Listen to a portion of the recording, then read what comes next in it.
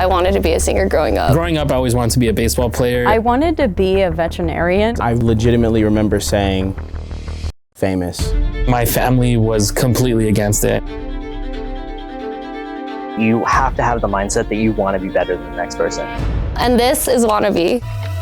Hello, my name is Stephon, and I go by No Limits. I'm the head producer for the HyperX Arena Allied Esports.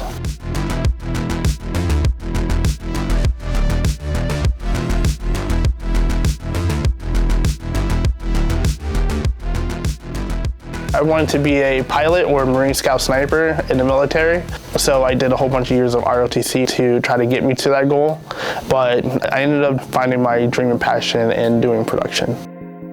The type of content I want to make is funny, entertaining, and engaging, or kind of cringy, to be honest. Personally, I want a cringy dating show around gamers and athletes because I think it will be hilarious. I want to do like fun stuff that's interactive for everybody. Being able to put a smile on anybody's face means the world to me, and that's all I live for.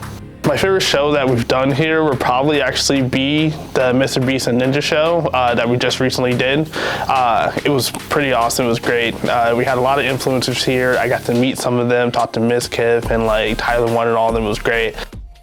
How I got to where I am now in the arena was I just took a parking attendant job, and then there was like rumors going around that there was going to be an esports or a gaming arena in Vegas. So I started doing a whole bunch of research and everything, and I found out it was here at the Luxor. Actually working at the Luxor and like knowing that a gaming arena is going to be there and being one of the first people to tour it, I was like, yo, this is sick. How do I get in there? We're trying to make phone calls and get in here the best we can, and luckily there was this lady who needed help with carrying some boxes, and like I didn't know her at all, and I helped her carry the boxes into her office at the Luxor. A couple months later, turns out that she's the HR lady for Luxor. So when I applied for the position, I was actually one of the first ESAs hired at the HyperX Arena. Probably about 3 months in, I get a phone call from our engineer at the time. His name is Mike Beach, and he calls me. He was like, "Hey, dude, like, you want to come in and hold a camera for us?" I was like, "Oh, sure."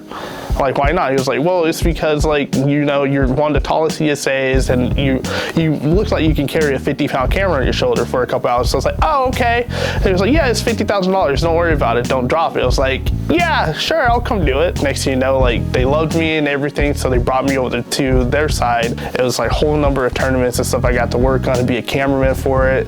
I got a lot of experience doing video engineering, video shading, graphics, TDing, and the whole 9 yards by just being a PA, being lucky in the right spot. But I was kind of getting a little burnt out. I was always like entertained with like esports and gaming and tournaments.